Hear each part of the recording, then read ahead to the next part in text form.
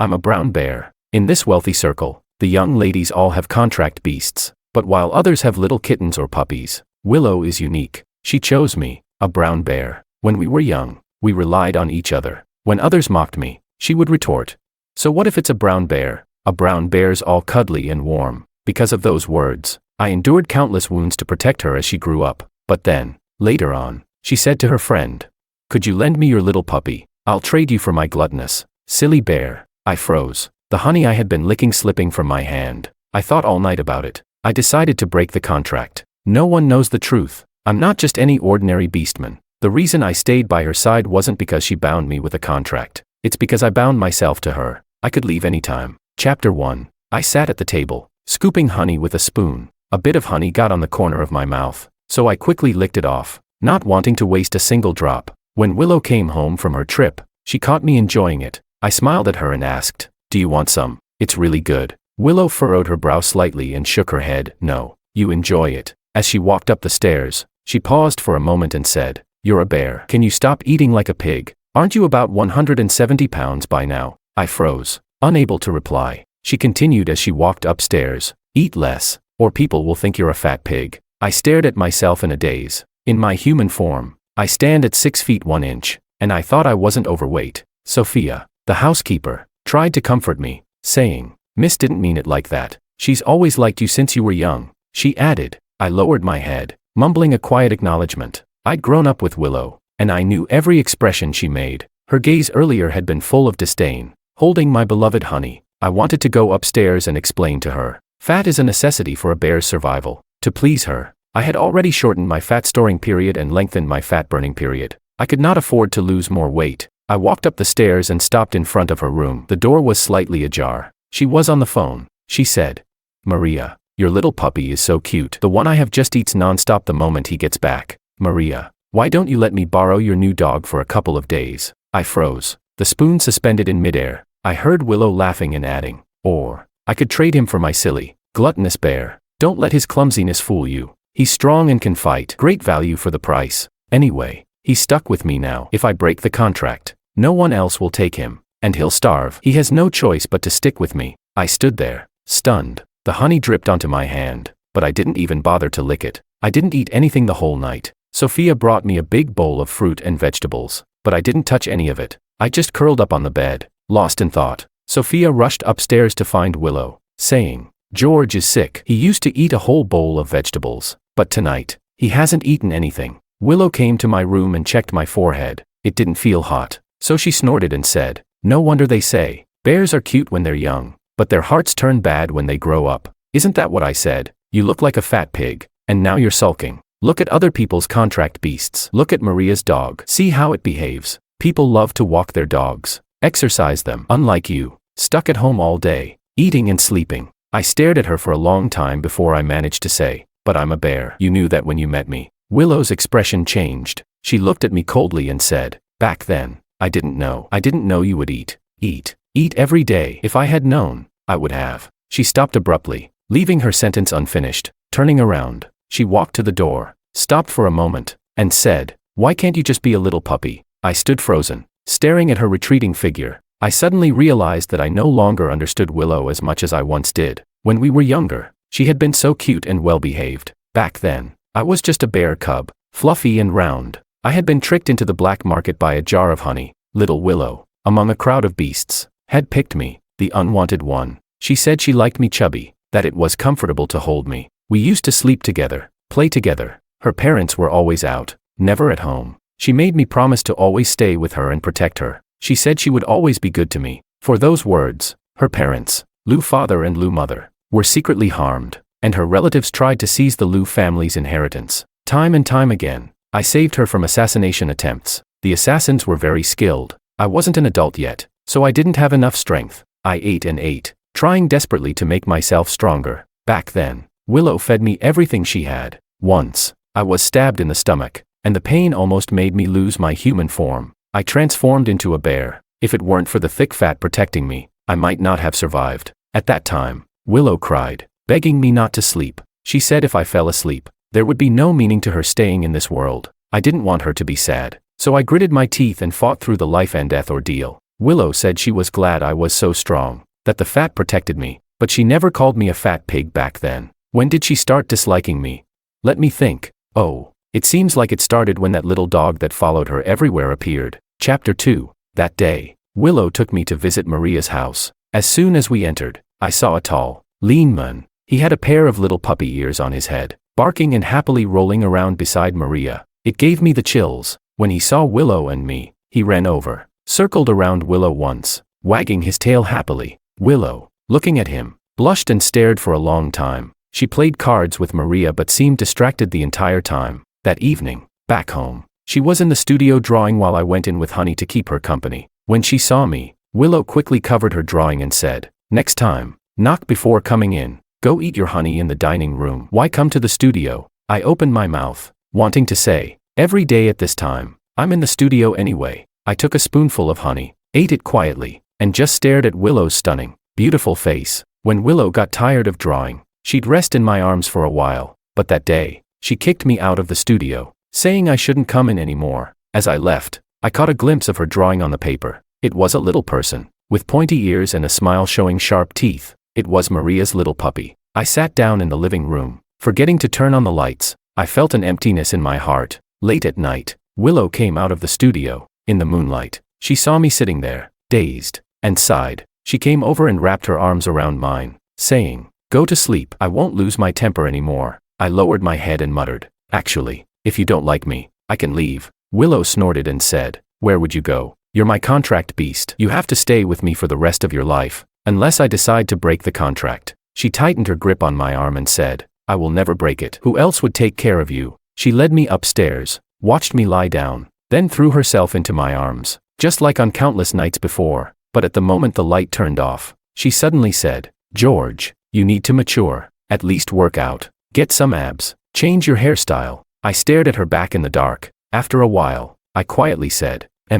After that, Willow changed my late-night snacks. I used to get jerky, wraps, and the honey fish jerky I loved so much. Now, she replaced everything with vegetables and fruit. I ate as much as I could, but it was only enough to fill me halfway. I couldn't stand it anymore, so I secretly ate a piece of jerky, but Willow caught me. She rolled her eyes and said, "You're hopeless." I really wanted to tell Willow, "You're headed in the wrong direction. I'm a bear, not a dog. Bears have a huge appetite." She knew I was a bear when she brought me home. It seemed like Willow realized she might have gone too far. A few days later, she suddenly bought me a pet accessory. I was kind of happy at first, but then I saw that the gift was a dog collar. She happily said, "If you wear this collar, you won't look so fierce." Willow paused, then added, "In a few days, Maria's little puppy will come over, so you need to get along with him." Chapter 3. The moment the little dog, Makoto, stepped into the house, I felt uncomfortable all over. Bears are animals with strong territorial instincts. We cannot tolerate the presence of other creatures in our territory. We would fight even the fiercest tigers to protect it. But when I saw Willow gazing at that dog with such fascination,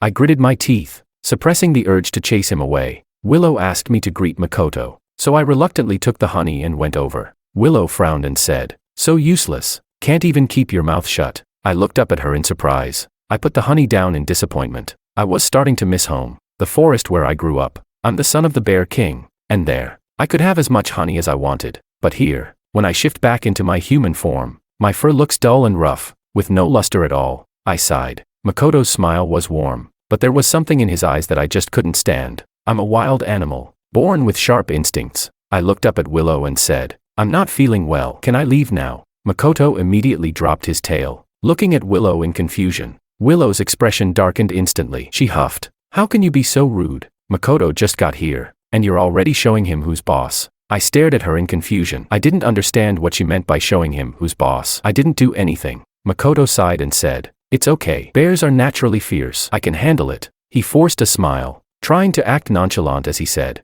"Actually, I kind of envy George. No matter how much I work out, I can never get this big." Then, he reached out and patted me on the shoulder. Just that one pat caused a sharp pain, and my face contorted in agony. His claws were incredibly sharp, and as he patted me, they dug deep into my flesh. I couldn't control my anger. I'm a brown bear. To protect Willow, I've killed 30 of the top human assassins. He didn't mean to do that by accident. He extended his claws on purpose. My rationality snapped. All I felt was rage. I swung my hand without thinking, landing a heavy blow on him that sent him flying from the dining room to the door. I heard his pained yelp as he crashed to the ground. I froze for a moment. I thought that, no matter how weak he might seem, he was still a descendant of wolves. He shouldn't be this fragile. I pulled my hand back, nervously glancing at Willow. I just gave him a little tap. Willow's eyes were icy as she raised her hand, ready to slap me. Her hand stopped just an inch away from my face, and she pulled it back. Her lips pressed together, and she said in a cold, measured tone, "Get out right now."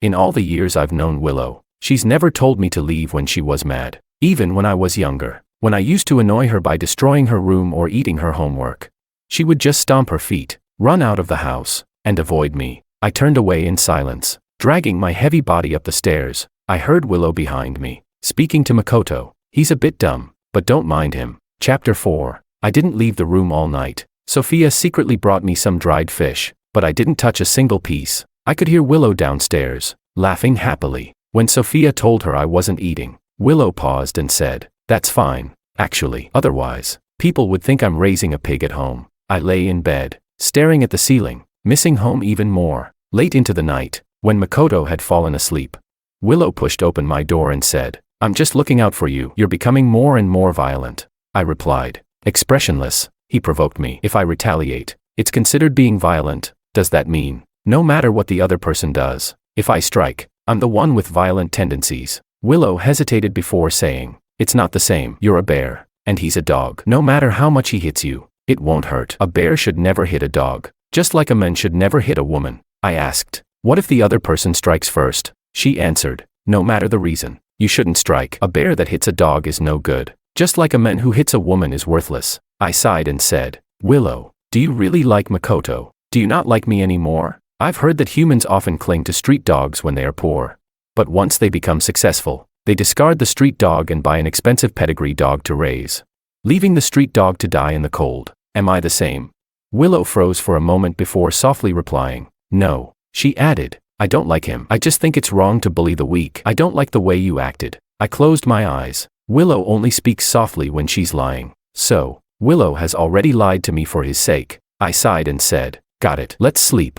Willow nodded, turned, and headed for the door. It seemed like she forgot that ever since she was little, she always slept in my arms. She used to say that was the safest place for her. At the door, she said, "I'll stay in the guest room from now on. You're too big. It makes me uncomfortable." I nodded quietly. After Willow left, I stared at the moonlight outside the window, unable to sleep all night. My mind replayed memories of playing in the sand, riding horses, and climbing trees with Willow when we were young. I stayed awake until the moon slowly set. When the sun finally rose, I closed my eyes and tears streamed down my face. I whispered an incantation under my breath. The bond of the blood contract slowly began to loosen with the chant. In 3 days, the contract would be completely dissolved. Willow no longer needed me, and I planned to go back home. Chapter 5. In the morning, I rubbed my bloodshot eyes and went downstairs for breakfast. Willow was in the bathroom, and downstairs, it was just me and that dog. He saw me drinking bone soup from a basin and laughed loudly. "You drink soup from a basin?" I couldn't be bothered to argue with him, so I just lowered my head and tore into a lamb leg. He furrowed his brows and said, "George, I heard your bed is the sturdiest, with the softest mattress. Is that true?" I nodded and asked, "Why?" He grinned and said, "I'm picky about beds. Couldn't sleep a wink last night. Anyway, you bears are used to sleeping in caves and don't care much about comfort. How about letting me have your bedroom?" Without even lifting my head, I replied, "Not happening." That was the place where I had slept since I was a cub. Even if I only had 3 more days to stay, I would never give it up. The dog seemed surprised by my refusal and sneered, "You know Willow asked me to come, right?" I nodded and continued eating. I had also come because she asked me to, so what did that matter?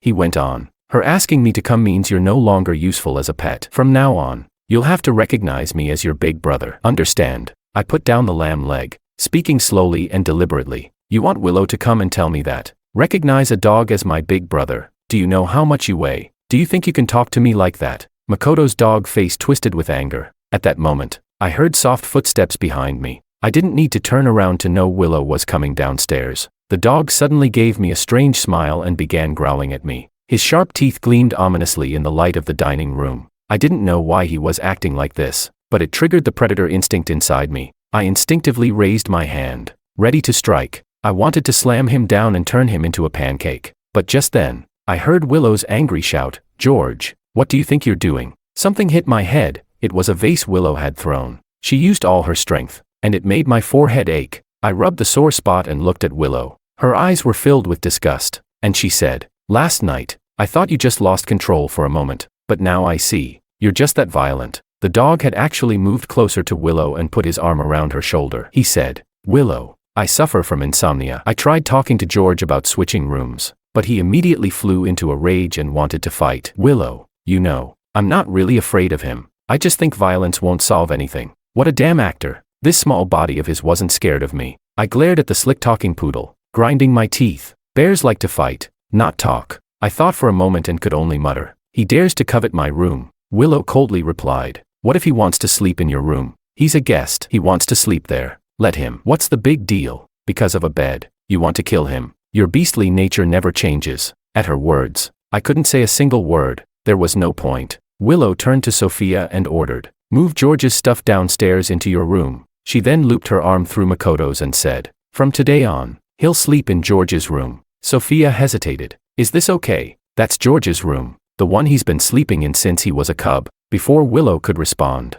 I interrupted Sophia. "Doesn't matter. I'm leaving soon anyway." Willow froze and asked, "Where will you go?" "Where else? You think I can't go anywhere besides here?" Makoto shrugged. "He's got a contract. He probably can't go anywhere." Willow snorted. "Exactly. What are you pretending for? You think the world will stop turning without you?" I wanted to laugh but was too speechless to do so. I said nothing, just turned around and went upstairs to pack my things. But when I looked around, I only took the plush cat I had slept with since I was little. I came downstairs and said, "I'm ready." Willow froze for a moment and asked, "Aren't you taking your clothes or other things?" I shook my head. Those were all things Willow had bought. Sets and pairs she used with me, clothes, shoes, toothbrushes, cups. I never had any interest in them. I didn't need them. The only thing I cared about was this plush cat. That was what I was taking. Chapter 6. That evening, Sophia and I lay down in the servant's room downstairs. I could feel the contract loosening again. Sophia sighed and tried to comfort me. "Miss really likes you. She even asked me to bring you some honey earlier. Afraid you might have low blood sugar." I nodded, listening to the sounds outside. Willow and that dog were playing a duet, and the music sounded lovely. I could hear Willow laughing joyfully. She had once wanted me to wear a suit and play the piano, to be more elegant, but I could pick up fighting skills easily. Yet no matter how hard I tried, I couldn't master the piano. Willow once said, "Bear paws are for slapping people. If you can't play, don't force it. I can always play for you later." Back then, I felt frustrated, thinking I was dumb. Willow had comforted me, saying, "It's fine. I don't like playing duets either. I prefer playing solo." But now, she was perfectly in sync with that dog, laughing so hard she could barely breathe. I closed my eyes and quietly felt the contract loosening a little more. The piano music suddenly stopped. Willow hurried over. The dog followed behind her, asking what was wrong. Willow didn't say a word, just quickly knocked on the door. "George, you in there?" I muttered. "Yeah, I'm about to sleep." Willow let out a sigh of relief. "It's nothing. I just suddenly felt like you were far away."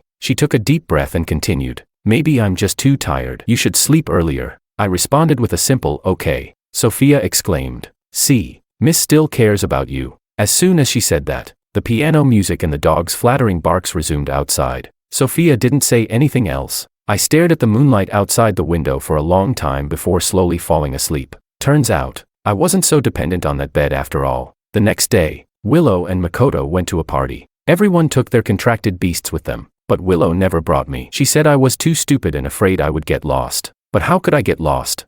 A bear's sense of smell is so sharp that I could find Willow anywhere just by following the scent. Today, that dog was dressed like a human, wearing a high-end suit, an expensive watch, and drove Willow to the evening party in a luxury car. Sophia stood beside me, watching Willow link arms with Makoto as they left, and sighed. She didn't say anything about how Willow still liked me. Her eyes were red as she said, "What are we going to do about George? Now no one's trying to assassinate Miss anymore. Our George's talents aren't showing. Nobody cares about our George anymore." I smiled and patted Sophia's shoulder, saying, "It's fine, Sophia. I don't mind. I'll find someone who's worth caring about." Sophia seemed even more upset. "Stop saying silly things. You and Miss have a blood contract. Only when she lets go can you leave." I smiled and didn't reply. Instead, I walked upstairs to the study. I found a small bookshelf. The bookshelf looked old-fashioned and simple, out of place with the expensive decor in the room. On it were old books, some over 10 years old. All of them were about brown bears, educational books,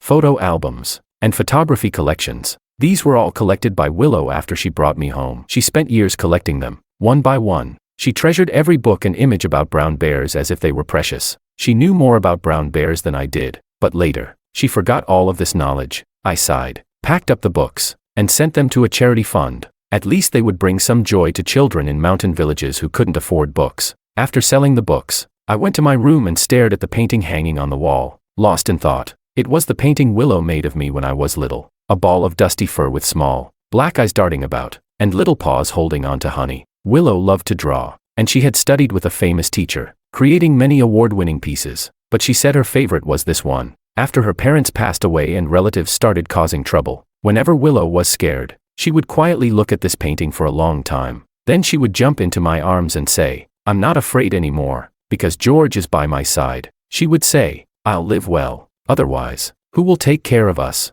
But later, under my protection, no one from the Liu family bothered her anymore, and she became more and more spoiled, her temper growing worse. She never looked at the painting again. I took the painting down and looked at the dust on it. I gently blew, and the fine dust rose. With a little more force, the painting shattered in my hands, pieces falling into the trash can. It could never be put back together. I was leaving, and this painting no longer belonged here. Chapter 7. After throwing the broken pieces of the painting away, I walked to the backyard. I went to the glass conservatory, the place where I loved to lie and bask in the sun when I was a child. I shifted back into my bear form, lying in the sun while using my stiff claws to pull the fur from my body. I spent the whole day doing this, until evening. Sophia had been crying upstairs, saying, "George is so angry, he can't think straight." That night, Willow and Makoto returned. Willow, with eyes full of the satisfaction of a girl whose vanity had been fulfilled, said, "Did you see everyone watching the two of us while we were dancing today? Makoto, will you always come with me to parties from now on?"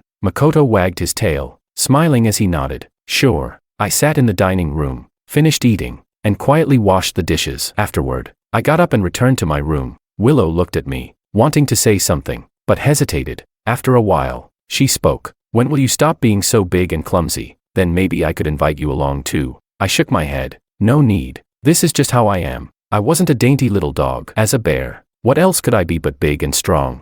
Willow's face darkened, and she turned to go upstairs. Makoto sneered, "You'll never get to hold her and dance." "Huh. She thinks you're disgusting." I nodded calmly, turned, and went back to my room. After a while, Willow suddenly rushed down the stairs and ran into my room. She looked frantic as she asked, "Where's the painting from upstairs?" She grabbed my hand and pulled me to the bedroom upstairs. Pointing at the empty wall, she asked, "Where's the portrait of you when you were little?" I replied flatly, "I put it away." Willow eyed me suspiciously, asking, "Why did you put it away?" I shrugged. "This isn't even my room anymore, so why should I hang my painting here?" Willow opened her mouth but couldn't find the words. Makoto, stunned for a moment, said, "Willow, you can still paint." He chuckled. "Miss Liu, could I have a portrait too? Hang it where I sleep so I can feel a sense of territory." Willow immediately forgot about my painting. She took Makoto's arm, and they headed to the studio. I almost forgot. Makoto's new here. He hasn't claimed his territory yet. I watched them leave, staring at their backs for a while.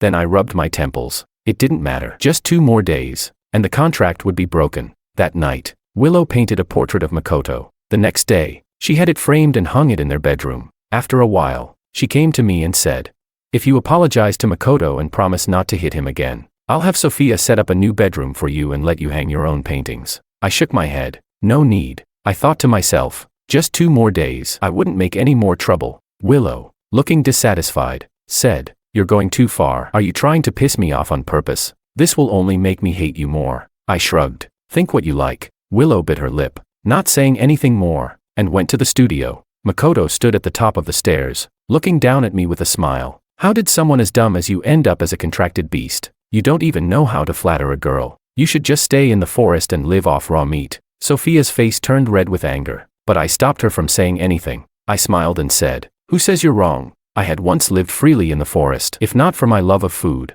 I would never have been tricked into human society. Actually, my father had tried to take me back twice. The first time, I was still young, and I played with Willow in the sand, pretending to be her horse. I was incredibly stubborn and refused to go back with my father. My father had no choice but to leave the plush cat my mother made for me and return alone. The second time was after I got stabbed in the stomach. My father insisted on taking me back to the forest. I was in intense pain, and I wanted to go home. But that night, Willow hugged me, tears falling onto my stomach. She choked out, "George, if you're not here, I don't want to live anymore. This world means nothing without you. Promise me you'll stay with me forever." "Okay." I looked at the teardrop glistening on her long lashes. So pure and sincere. I nodded and said, "Okay, I promise." At that time, I thought Willow and I would be together forever. Forever. Until she grew old and I became an old bear. Even when we were frail and walking slowly, she would buy me delicious food, and I would protect her, making sure no one could ever hurt her. I never imagined we would change. I lowered my head, bitterly smiling, and said to the smug Makoto, "I really am not cut out for human society, but at least I'm leaving soon." Just as the words left my mouth, Willow came out of the studio, standing at the top of the stairs, frowning. "You're saying you're leaving again. Where exactly are you going?" I sighed and said, "I'm going back to the forest where I was born." Willow looked at me with mocking eyes and rolled her eyes, saying, "You're my contracted beast. Unless I break the contract, you can't go anywhere. And you really are low class. You keep trying to threaten me. Haven't I told you? This will only make me hate you more." Everything online was right. Bears really become more cunning when they grow up. I furrowed my brow sharply. It felt as though my heart was being tightly gripped by a large hand, twisting and squeezing. I turned resolutely and walked away, standing in the yard, taking deep breaths. I could clearly feel the blood contract loosening even more, with only a small part still barely holding on. I could hear Sophia's worry, and Willow, indifferent, said, "He can't leave me. The contract's still binding. He's just pretending to be all tough, saying he's the son of the forest bear king, trying to raise his own value. But he's just so greasy." I glanced back at her, and in Willow's eyes was a hatred I had never seen before. Makoto, however, was lost in thought, staring at me. Chapter 8. I sat in the garden the entire day, pulling out tufts of my fur. At one point, I saw Makoto suddenly biting down on a cloth as if he had gone mad. Willow hurriedly took him to the doctor. I glanced at them, then returned to my task, tugging at my fur. Sophia, with concern, said, "George, stop pulling at your fur. It must hurt." I shook my head and replied, "It doesn't hurt." I gathered the tufts of fur together and said, "Sophia, you have cold legs. Take this downy fur and make some knee pads. Bear fur is really warm." Sophia's tears fell, and she said, "I don't need it." "Stop pulling, you silly child," she added. "Come eat something secretly. No one's home right now." The teddy dog cried out in pain earlier. "Miss took him to see the doctor," Sophia said angrily. "That dumb dog is always jumping around, fighting with you over food and bed. I've never seen him complain about heart pain. He jumps so high and barks so loudly. Anyone would think he has rabies." I smiled and pushed the tufts of fur toward Sophia. "It's fine. I won't eat. The honey here doesn't taste good anyway. It's nothing like the honey back home. This one tastes like artificial additives." I continued pulling at my fur until the afternoon. When Willow returned in a hurry, she walked up to me, frowned at the fur scattered on the ground, and seemed to want to scold me, but she held back. After a brief hesitation, she asked, "George, do you want some dried fish?" Not understanding, I nodded. Who would say no to food? She hugged my arm and said, "Makoto passed out. He was diagnosed with congenital blood deficiency. They say a strong contract beast can give him a blood transfusion." "George, I know you're a good person." "A good person? Huh?" I glared at Willow angrily, then closed my eyes. There's no such thing as a blood deficiency in a contract beast. In fact, if a regular contract beast were to receive my blood, it would gain my strength. I had told Willow this before. Many contract beasts had tried to take advantage of my bloodline, hoping to use my blood to gain power. Back then, Willow was so worried for me. For a long time, she wouldn't allow any contract beasts to come near me. But now, she casually said, "Just 1,000 cubic centimeters will do. You're a bear. You won't even notice." I shook my head, yelling, "I won't give a single drop." Willow pursed her lips and said, "George, can't you just be a kind beast?" I continued, "Then why don't you try being a human? Do you even deserve to be one?" Willow's face hardened. "How dare you insult me? I don't care. Whether you want to or not, you will give this blood." She waved her hand, and a team of doctors and bodyguards appeared, armed with tranquilizer guns aimed at me. Sophia cried out in shock and covered her mouth, sobbing. "How can you do this, miss?" Willow cleared her throat and said, "George, I'm afraid you'll hurt someone in your rage. Just agree, and I'll give you some delicious food later." I said nothing, staring at her. Willow reached for my belly, but I swatted her hand away. Willow, biting her lip, said, "I've asked the vet. 1,000 cubic centimeters of blood won't harm a strong bear like you. Don't be scared." What do I have to be scared of? My anger had reached a boiling point. It felt like a volcano on the verge of eruption. The bodyguards restrained my arms, and one of the doctors came forward, sticking a cold needle into my vein. I stared at Willow with an expressionless face and said, "He lied. You know it." Willow furrowed her brows. George, you're going too far. Even now, you still want to slander Makoto. The pain in my chest surged violently. The intense agony made the blood bond tremble again. The remaining fragment of our bond cracked and shattered, breaking into pieces. In that instant, the contract between Willow and I was completely severed. I rotated my neck and heard Willow continuing. Why can't you be more understanding? Why do you always bully the weak?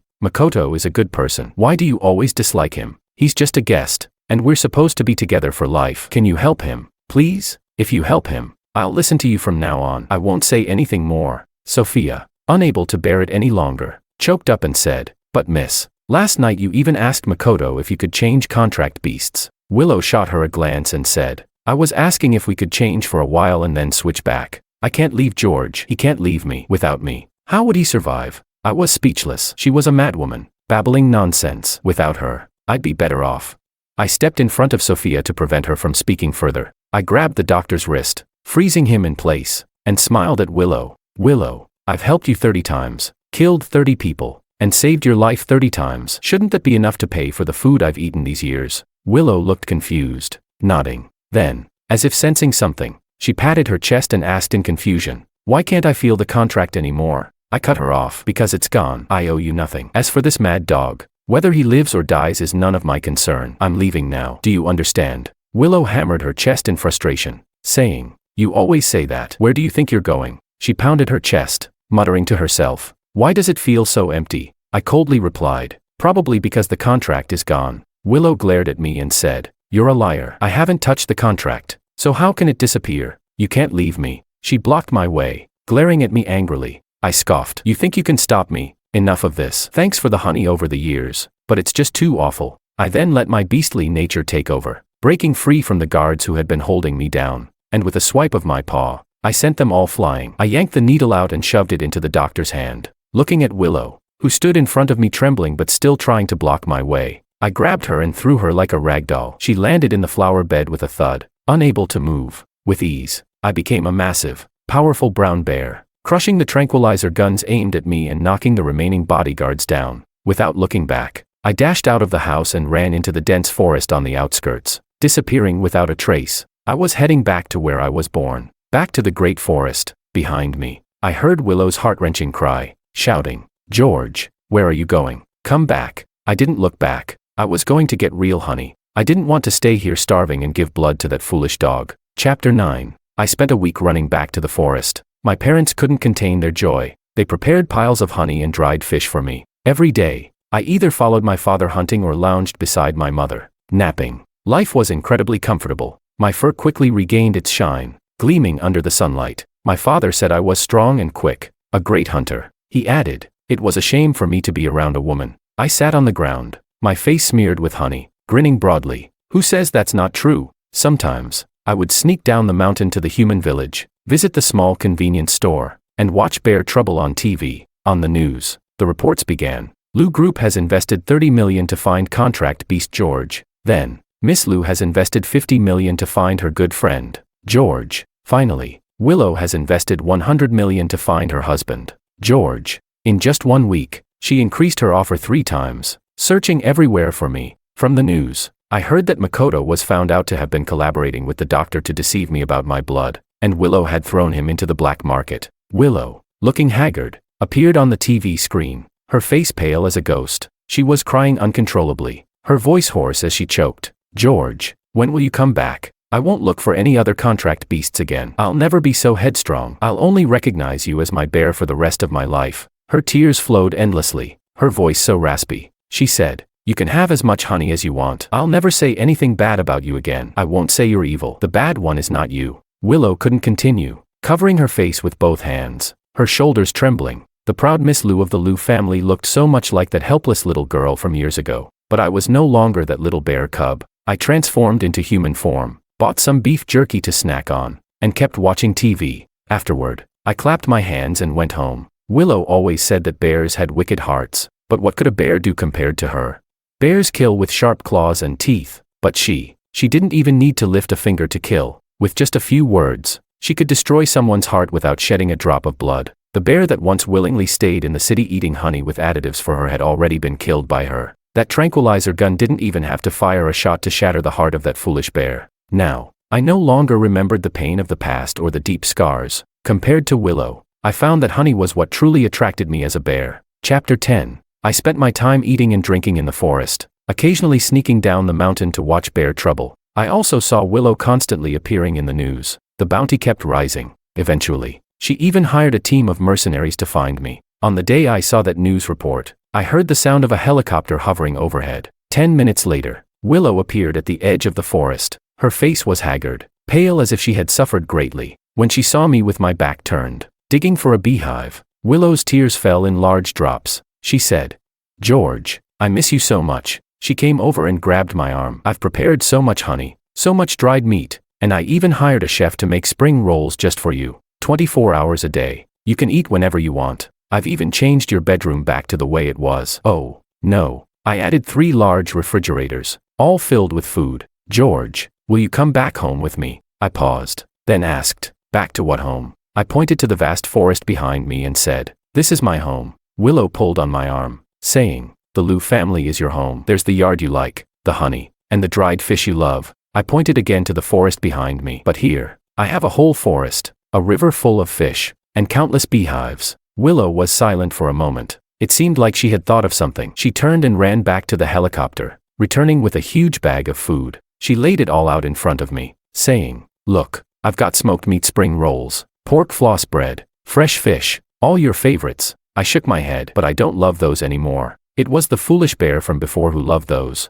but he had been shot dead with a tranquilizer gun. Now, I only ate what I hunted myself. I waved my hand. "I'm not going back with you. Please leave." I turned and walked slowly into the depths of the forest, looking for another beehive. Willow took a step forward, wanting to follow, but a huge, massive brown bear blocked her path, staring coldly at her and saying, "He told you not to follow. Can't you understand?" The brown bear gritted its teeth, eyes filled with murderous intent. It said, "My son will rule this entire forest one day." "What are you, trying to brainwash my son into doing everything for you, giving up everything for you, even offering him your blood, and you still want to force him to give blood to some cat or dog? Go look in the mirror. With someone like you, how could he ever do this for you? Without my son, how many times would you have died by now? How do you still have the face to come here?" The mercenaries quietly retreated. No one had ever seen such a huge bear. It seemed that even bullets couldn't pierce its fur. Only Willow, gritting her teeth, stepped forward to face my father. She walked toward him,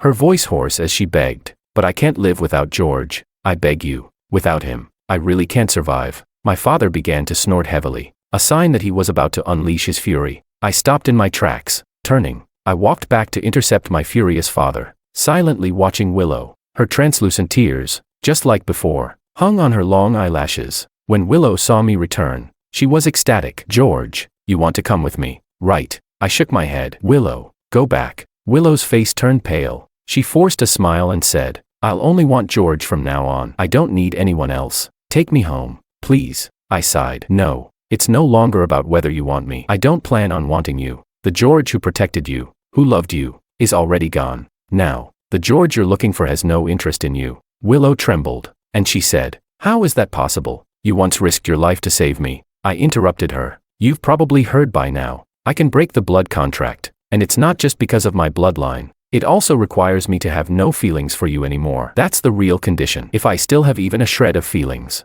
I can't break the contract." Willow closed her eyes and said, "I don't believe it. You've liked me since you were little. You've bled so much for me. How could you change your heart?" I sneered. "You're saying that, but didn't you also like me since we were young? But in the end, you made me bleed so much to save a lying mad dog. You also liked me when we were young, but you changed your heart without hesitation." I said expressionlessly, "Go back. If it weren't for the fact that I'm afraid your mercenary bullets might hurt the animals in my forest, I wouldn't let any of you leave here alive. Willow, the bear you're looking for, the one you loved, has already been killed by you with your own hands. Stop wasting your time." I took one last look at her before turning and walking into the forest. I said, "Only by breaking that true heart can the blood contract be undone. From now on, whether in heaven or earth, you will never find that heart again." Chapter 11. Willow wouldn't leave, so I drew a boundary. Outside the forest, Willow could stay wherever she pleased. After all, that wasn't my territory. But inside the forest, she was not allowed a single step. From that day on, Willow set up camp at the edge of the forest. The pampered young lady built her tent and tried to learn how to survive in the wild. My father wanted to kill her. I didn't oppose it in principle, but she was from the Liu family, and such a move carried too much risk. If she retaliated, it would be troublesome. I stopped him, and so I lived with Willow along the Chu River Han border, each of us on opposite sides. At night, Willow would cry and beg me, saying, "George, let me see you. I thought you couldn't break the contract. I thought you'd never leave. If I'd known earlier, I really wouldn't have." It was so annoying. I covered my ears with my thick bare paws, rolled over in my cave, and went back to sleep. But Willow blocked the only path I could take down the mountain, so I hadn't bought beef jerky or watched Bear Trouble for a long time. It really bothered me. Seeing my frustration, my father arranged for a playmate to come over. It was Anna, the daughter of the Leopard King from the neighboring mountain. Anna was slender, with long legs, the opposite of me. On her first day here, she challenged me to a tree climbing contest.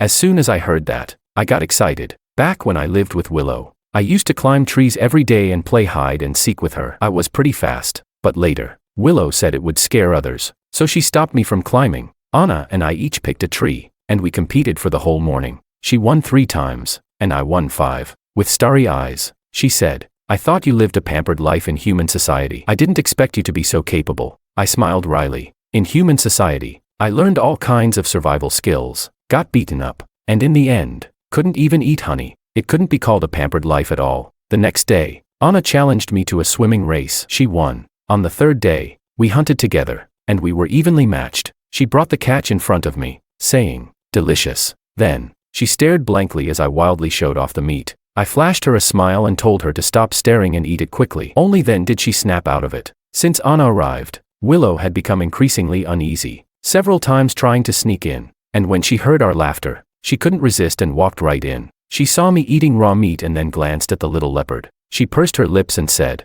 "George, I'll take you out for steak, and buy you spring rolls. Don't eat this with her." Anna got angry and retorted, "Who are you? Why do you care what we eat?" I stopped her and glanced at Willow's footsteps. "You've crossed the line, and by the way, I've always liked raw meat. I'm a wild brown bear, not a domesticated dog." Willow's eyes dimmed as she quietly watched Anna and me chatting and eating happily. She watched for a long time, then turned and silently returned to the edge of the forest. She didn't speak all day, but at night, while Anna and I were watching the stars, we could hear soft sobbing sounds. Anna asked, "Is she your friend? Why does she stay there every day?" I looked at the stars in the sky and shook my head. She jumped up and said, "Then I'll bite her to death." I laughed and pulled her back, saying, "Let's forget about that. Although we're not friends now, she used to mean a lot to me." The cool evening breeze, the bright stars. I sat on the grass, bathing in the starlight through the gaps in the leaves, and suddenly felt a sense of relief in my heart. The memories I didn't want to recall seemed to be slowly coming to the surface. I turned to Anna and said, "Let me tell you a story. It's called The Disdained Bear." The chirping of cicadas blended with birdsong,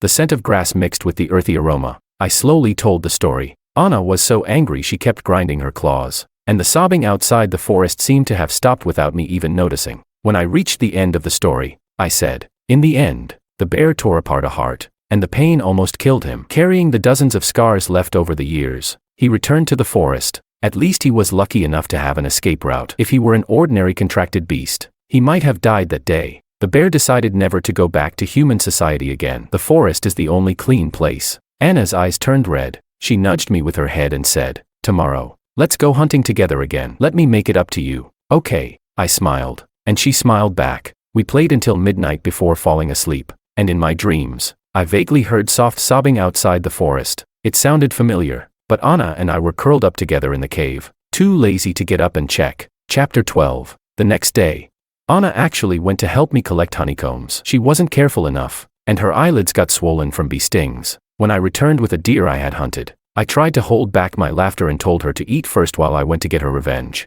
She squinted her eyes, feeling wronged as she ate the meat. After a moment, when she saw me coming back with the honeycomb, she paused and said, "You're amazing." I was taken aback and replied, "What's so amazing about it? I'm just fat, and I'm resistant to stings. In human society, they call me a pig." Her eyes widened. "No way. Being fat means you're resistant to the cold. You're strong, and you're powerful. For a beast, that's impressive." I froze for a moment. Apart from when Willow used to praise me for giving her a sense of security as a child, no one had called me amazing for a long time after I grew up. I tilted my head and smiled happily, saying, "Really? Then I'll eat even more." She nodded earnestly. "And you're the strongest among the beasts of our age. You swim so fast, dive so deep, hunt so fiercely, climb trees so high. You can eat, gain weight, and you're strong with great eyesight. She added, you're really amazing, and you don't even realize it. I opened my mouth wide, forgetting to eat honey. The honey dripped down, and Anna raised a paw to wipe it off. My little round black eyes suddenly misted up. I closed my eyes and said, thank you. After being praised, I ate honey with my back straight, feeling ridiculously happy inside. Anna spoke seriously. Everything I said is true. George, how about we hunt together from now on? When my mom leaves the mountain to me, we can hunt together. By then, you'll get to eat a lot of delicious food. I thought for a moment and said, then I'll share my forest with you too. Once my dad passes it down to me, I'll give you all the best food. I wasn't sure when, but my father had snuck up behind us, overhearing everything, and laughed heartily. He turned and said he was going to discuss something with the Leopard King. I turned to Anna and asked, what do those two mysterious old men want to discuss? Anna shyly covered her face with her paw and said, I don't know. Don't ask me. So neurotic. I shook my head, stood up, and went to the river to catch some fish. After walking just a few steps, I saw Willow rushing into the forest, once again crossing the boundary. She was running so fast that she slipped and fell right in front of me. She stumbled and half knelt, clutching my arm tightly. George, your dad said he wants to propose to you. If you're with her, we really won't be able to go back. I was speechless. I pulled my arm away and said, I never planned on going back with you. This is my home. Who would want to return to a small house and be a contract beast when they can rule the forest? Willow was clearly panicking, grabbing my arm again. George, don't do this to me. Look at me. I'm Willow. Can you really bear to leave me for someone else? Anna slapped Willow's hand away harshly. Let go of him. Why would he go back with you? Should he get hit with a tranquilizer or give blood to that lying dog so it can steal his strength? Willow opened her mouth but didn't say anything. Anna placed her hands on her hips and said, what are you looking at? Back then, you didn't say anything when he was protecting you. Why didn't you complain about this or that? Do you know how many things he gave up for you? Do you even care? Isn't he 100 times, 1,000 times better than that lying, scheming dog? Willow froze for a moment and instinctively covered her ears. Then, as if she had grabbed onto a life-saving straw, she said, yes, you're still holding a grudge against that dog. She added, I'll go find him now and make him apologize. George, wait for me. With that, she ran off in a hurry. I watched her crazy figure leave, utterly confused, not knowing what was happening. Chapter 13. That evening, my father returned, bringing Anna's parents with him. When Anna's parents saw me, they couldn't stop smiling, praising me for being so strong and able to protect their daughter from hyenas stealing her prey. Anna was also happy and leaned against me, laughing nonstop. She pulled me aside and whispered, from now on, let's hunt together and eat a lot of delicious food. Okay.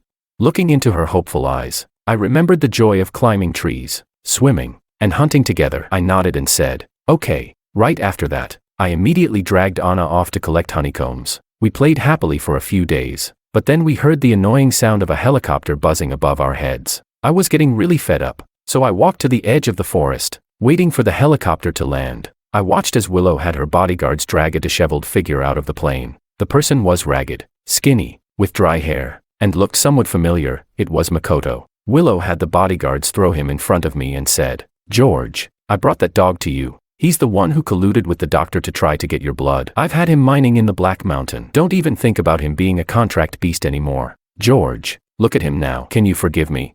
I took a deep breath, getting more and more impatient. I crossed my arms and shook my head. No. Willow froze for a moment, then suddenly seemed to remember something. I get it now. Back then, he wanted your blood, so you want his blood to make up for it, right? Makoto shouted angrily. Are you crazy? Wasn't it you, you bitch, who begged me to find you? Now you're acting all innocent, like I'm the one to blame. You're really making a mess of things. Did I force you or pressure you to be with me? Willow shook her head violently, covering her ears to block out his words, repeating, I'm not listening. I'm not listening. Don't say anything more. She was being utterly childish. I was completely fed up at this point. I stepped forward and slapped her across the face with my paw. She finally shut up. I spoke slowly and clearly. Willow, this dog couldn't hurt me. From start to finish, it's only been you who hurt me. All the chances to make things right, you've thrown them all away. You've destroyed all the past feelings. Willow, if I treated you like this, would you forgive me? Willow covered her face and said nothing. I pointed at Anna behind me. Besides, I like her now. Willow shook her head violently. No, that's impossible. You like me the most. I laughed. What do I like about you? Do I like your ingratitude? Do I like how you cheated? Do I like how you aimed a tranquilizer at me and wanted to drain my blood? With each word, Willow took a step back. In the end, She had nowhere left to retreat. She pulled out a small knife and said, "I'll give you my blood as compensation. This should be enough, right? Now you can forgive me, right?" I could tell it was pointless to argue anymore, so I turned and walked back into the forest. Behind me, I could smell the strong scent of blood, but it wasn't pleasant. I quickened my pace, heading back to my cave to eat the dried fish I had sun-dried. Whether that person lived or died behind me, it was none of my business. I have my parents, the great forest, and Anna. That's enough for me. Chapter 14. I heard that Willow was eventually rescued by her subordinates. The TV at the little convenience store said she stayed in the hospital for a long time. Moving from the surgery ward to the psychiatric ward, she spent her days hugging a small bear plushie, feeding it honey and dried meat, always staring at it and smiling foolishly. She stayed in the hospital for several years before being discharged, but by then, the Liu family had fallen from their former glory. It said that while she was in the hospital, she tortured a dog so badly that it was left in a state worse than death, sparking public outrage. Everyone said that Liu's once precious young lady had gone mad after losing her bear. The Liu family's decline became inevitable. Anna and I, in our human forms, bought a bunch of beef jerky and sat down to watch the news. I thought the news was too depressing, so I asked the shopkeeper to change the channel. The next station was showing monkeys fighting, and Anna and I laughed out loud. That was far more entertaining than watching a certain young lady go mad. After we finished watching, we went up the mountain to have a diving contest. The loser would have to collect the biggest honeycomb. As for the person who kept appearing on TV, I turned around and forgot about her. Over the years, she had faded from my memory. I couldn't even remember what she looked like. All I vaguely remembered was that once there was a little girl who was very, very kind. But she died in my memories. The woman she became when she grew up was no longer the same. And so, our story came to an end.